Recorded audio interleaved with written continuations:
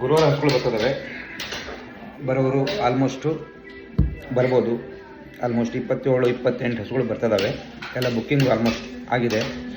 ಇನ್ನೂ ಅವೈಲೇಬಲ್ ಬೇಕಾದವರು ಫೋನ್ ಮಾಡ್ಕೊಳ್ಳಿ. ಫೋನ್ ಮಾಡ್ಕೊಂಡು ಹಾಂ ಬಂದು ಹಸುಗಳನ್ನು ಆಯ್ಕೆ ಮಾಡಿ ತೊಗೊಂಡು ಹೋಗ್ಬೋದು. ಒಳ್ಳೆ ಹಸುಗಳು, ಕ್ವಾಲಿಟಿ ಹಸುಗಳು ಬರ್ತದವೆ.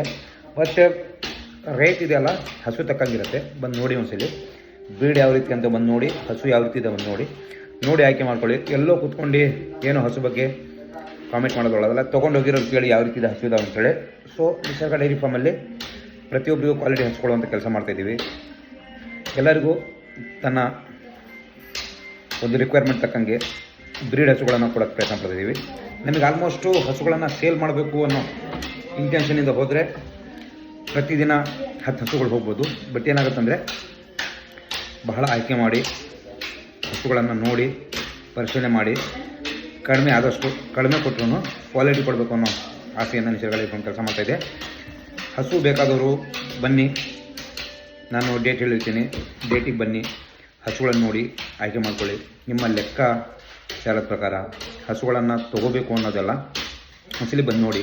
ಕ್ವಾಲಿಟಿ ಯಾವ ರೀತಿಯಿಂದ ಬಂದು ನೋಡಿ. ಕ್ವಾಲಿಟಿ ಬಂದು ನೋಡಿದ್ರೆ ಆಲ್ಮೋಸ್ಟ್ ಹೌದು ಅಂತ ಒಪ್ಕೊತೀರಾ. ಸೊ ರಿಕ್ವೈರ್ಮೆಂಟ್ ಇರೋವಂಥ ಹಸುಗಳನ್ನು ಕೊಡೋದು ನಮ್ಮ ಕೆಲಸ. ಯಾವುದೋ ಒಂದು ವೇಸ್ಟ್ ಹಸುಗಳು ಅಥವಾ ಎಲ್ಲೋ ಒಂದು ಸಂತೆಗಿರುವಂಥ ಹಸುಗಳು, ನಿಮಗೆ ಆಗದೇ ಇರೋಂಥ ಹಸುಗಳು ಕೊಟ್ಟು ಡೈರಿ ಫಾರ್ಮಲ್ಲಿ ಸಕ್ಸಸ್ ಆಗೋಕ್ಕಾಗಲ್ಲ ಸ್ನೇಹಿತರೆ. ಒಳ್ಳೆ ಹಸುಗಳನ್ನು ಸಾಕಿ ಇವತ್ತು 10 ಬಂದರೆ ನೆಕ್ಸ್ಟ್ 12-13 ಲೀಟ್ರ್ 14 ಲೀಟ್ರ್ ಕರೆಯುವಂಥ ಹಸುಗಳು ನೋಡಿ ಆಯ್ಕೆ ಮಾಡ್ಕೊಂಡಾಗ ನಿಮ್ಮ ಡೈರಿ ಫಾರ್ಮ್ ಸಕ್ಸಸ್ ಆಗೋದ್ರಲ್ಲಿ ಎರಡು ಮಾತಿಲ್ಲ. ಯಾರ ಹತ್ರ ಅದು ಕೇಳಿ ನೋಡಿ, ಯಾರ ಹತ್ರ ಮಾಡಿ. ಬಟ್ ಹಸುಗಳನ್ನು ನನ್ನ ಹತ್ರ ತೊಗೋಬೇಕಂತೇನಿಲ್ಲ. ಹಸುಗಳು ತೊಗೋಬೇಕಂದ್ರೆ ಸ್ವಲ್ಪ ನೋಡಿ ನಿರ್ದಿಷ್ಟ ಟೈಮ್ ತೊಗೊಂಡು ನೀವೊಂದು ಆಯ್ಕೆ ಮಾಡಿದಾಗ ನಿಮ್ಮ ಡೈರಿ ಫಾರ್ಮ್ ಸಕ್ಸಸ್ ಆಗುತ್ತೆ. ದುಡ್ಡು ಕೊಡ್ತಾ ಇರೋದು ಫ್ರೀ ತೊಗೊಳ್ತಾ ಇಲ್ಲ. ದುಡ್ಡು ನನ್ನ ಹತ್ರ ದುಡ್ಡು ಕೊಡ್ತಾ ಇರೋದು, ಬೇರೆ ಹತ್ರ ದುಡ್ಡು ಕೊಡ್ತಾ ಇರೋದು. ನೋಡಿ ಹಸುಗಳು ಆಯ್ಕೆ ಮಾಡಿ. ಆಲ್ಮೋಸ್ಟ್ ಎಲ್ಲರೂ ನನ್ನ ಹತ್ರ ತೊಗೋಬೇಕು ಅಂತ ನಾನು ಕೇಳ್ತಾ ಇಲ್ಲ. ಬಟ್ ಎಲ್ಲ ತೊಗೊಂಡಾಗ ಆಯ್ಕೆ ಮಾಡ್ಕೊಳ್ಳಿ. ಒಳ್ಳೆ ಹಸುಗಳನ್ನ ಆಯ್ಕೆ ಮಾಡ್ಕೊಂಡು ನಿಮ್ಮ ಒಂದು ಲೆಕ್ಕಾಚಾರದ ಪ್ರಕಾರ ಹಸುಗಳನ್ನು ನೋಡಿ. ಮತ್ತು ಫೀಡ್ ಬಗ್ಗೆ ಕೇಳಿದ್ರಿ, ಆಲ್ಮೋಸ್ಟ್ ಎಲ್ಲರಿಗೂ ಫೀಡ್ ತಲುಪ್ತಾಯಿದ್ದೀನಿ. ಇನ್ನೂ ರಿಕ್ವೈರ್ಮೆಂಟ್ ಭಾಳ ಇದೆ, ಅದು ದೊಡ್ಡ ಮಟ್ಟಕ್ಕೆ ಮಾಡ್ತಾಯಿದ್ದೀವಿ. ಆಲ್ಮೋಸ್ಟ್ ಚುಪ್ರ ಮೇಡಮ್, ಆಲ್ಮೋಸ್ಟು ಎಲ್ಲರಿಗೂ ಬೇಕಾಗಿರೋಂಥ ಹಸುಗಳನ್ನು ಆಯ್ಕೆ ಮಾಡ್ಕೊಂಡು ಫೀಡ್ ಬಗ್ಗೆ ಮಾಹಿತಿ ಇರೋರು ಬಂದು ನೋಡಿ ಒಂದ್ಸಲಿ. ಫೀಡ್ ಯಾವ ರೀತಿ ಅಂತ 1 ಅಥವಾ 2-3 ಬ್ಯಾಗ್ ತೆಗೆದುಕೊಳ್ಳಿ. ನಂತರ ರಿಸಲ್ಟ್ ನೋಡಿ. ಒಂದು ಬ್ಯಾಗ್ ಹಾಕಿ ರಿಸಲ್ಟ್ ನೋಡಿ. ರಿಸಲ್ಟ್ ನೋಡಿದ ತಕ್ಷಣ ನೀವೇ ಫೋನ್ ಮಾಡ್ತೀನಿ. ನಾನು ಕಳಿಸಿದವರಿಗೆಲ್ಲ ಆಲ್ಮೋಸ್ಟು 1 ಬ್ಯಾಗು 2 ಬ್ಯಾಗ್ ತರಿಸ್ಕೊಂಡಿದ್ದವರೆಲ್ಲ 10 ಬ್ಯಾಗು 20 ಬ್ಯಾಗು 30 ಬ್ಯಾಗ್ ಆರ್ಡರ್ ಮಾಡಿದ್ದಾರೆ.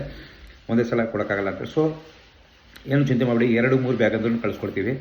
ನಿಮ್ಮ ಏಳಿಗೆಯೇ ನಮ್ಮ ಒಂದು ಪ್ರಯತ್ನಕ್ಕೆ ನಾನು ನಿಮ್ಮ ಏಳಿಗೆಗೆ ಪ್ರಯತ್ನ ಪಡ್ತಾಯಿದ್ದೀವಿ ಹೊರತು ಬೇರೆ ಯಾವ ರೀತಿಯೂ ಇಲ್ಲ. ಬಟ್ ಫೀಡಲ್ಲಿ ನೋಡಿ ಏನು ಮಾಡಿದ್ರು ಫೀಡ್ ಹಾಕಿ ಉಳಿಸೋದು ಕಷ್ಟ ಇದೆ. ಬಟ್ ಏನಂದರೆ ಕ್ವಾಲಿಟಿ ಕೊಡಬೇಕು. ಹಸುಗಳನ್ನು ಕೊಟ್ಟಾಗಷ್ಟೇ ಹಸುಗಳನ್ನು ಕೊಟ್ಟು ಕೈ ತೊಗೊಳ್ಳೋದಲ್ಲ. ಫೀಡ್ ಬಗ್ಗೆನೂ ನಾವು ಒಳ್ಳೆ ಆಯ್ಕೆ ಮಾಡಬೇಕು ಅನ್ನೋ ಉದ್ದೇಶದಿಂದ ನಾವು ಒಂದು ಫೀಡಿಂದು ಫ್ಯಾಕ್ಟ್ರಿನ ಸ್ಟಾರ್ಟ್ ಮಾಡಿದ್ವಿ. ಎಲ್ಲರೂ ತೊಗೋಬೇಕು ಅನ್ನೋದು ಏನಿಲ್ಲ. ಒಳ್ಳೆ ಕ್ವಾಲಿಟಿ ಫೀಡ್ ಬೇಕು ಅಂದರೆ ಆಯ್ಕೆ ಮಾಡಿ. 1500 ರೂಪಾಯಿ ಚೀಲ ಇರುತ್ತೆ, 30 ರೂಪಾಯಿ ಬೀಳುತ್ತೆ. ನಿಮಗೆ 20 ಲೀಟ್ರ್ ಬಂದರೂ ನಿಮ್ಮ ರಿಕ್ವೈರ್ಮೆಂಟ್ ಬೇರೆ ಯಾವುದೇ ರೀತಿಯಾದ ಬೇರೆ ಮಿನರಲ್ ಮಿಕ್ಸರ್ ಹಾಕೋ ಅವಶ್ಯಕತೆ ಇಲ್ಲ. ಒಂದು ಸಾಕು. ಇಂಡಿವಿಜುವಲ್ ಸಪ್ರೇಟು ದೊಡ್ಡ ಹಸುಗಳಿದ್ದರೆ ಅದಕ್ಕೆ ಬೇರೆ ಸಪ್ರೇಟ್ ಮಿನರಲ್ ಮಿಕ್ಸರ್ ಬೇಕಂತ ನಾನು ಕೊಡ್ತೀನಿ. ಪ್ರತಿಯೊಬ್ಬರಿಗೂ ನಾನು ಹೇಳೋದು ಒಳ್ಳೆ ಡೈರಿ ಫಾರ್ಮ್ ಮಾಡಿ ಸಕ್ಸಸ್ ಕಂಡು ನಿಮ್ಮ ಒಂದು ಸಕ್ಸಸ್ಸು. ಕುರಿ ಮೇಕೆಗೆ ಬಳಸ್ಬೋದು ಅಂತ ಕೇಳ್ತಾರೆ. ಡೆಫಿನೆಟ್ಲಿ ಕುರಿ ಮೇಕೆ ಕೋಳಿಗಳಿಗೆಲ್ಲ ಬಳಸ್ಬೋದು. ಒಳ್ಳೆ ಹೈನುಗಾರಿಕೆಗಾಗಲಿ ಕುರಿ ಸಾಕಾಣಿಕೆ ಮೇಕೆ ಸಾಕಾಣಿಕೆ ಒಳ್ಳೆ ಫೀಡು ನೋಡಿ ಆಯ್ಕೆ ಮಾಡ್ಕೊಳ್ಳಿ. ನೋಡಿ ಒಂದ್ಸಲ ಪರೀಕ್ಷೆ ಮಾಡಿ ನಂತರ ರಿಸಲ್ಟ್ ಹೇಳಿ. ಧನ್ಯವಾದ.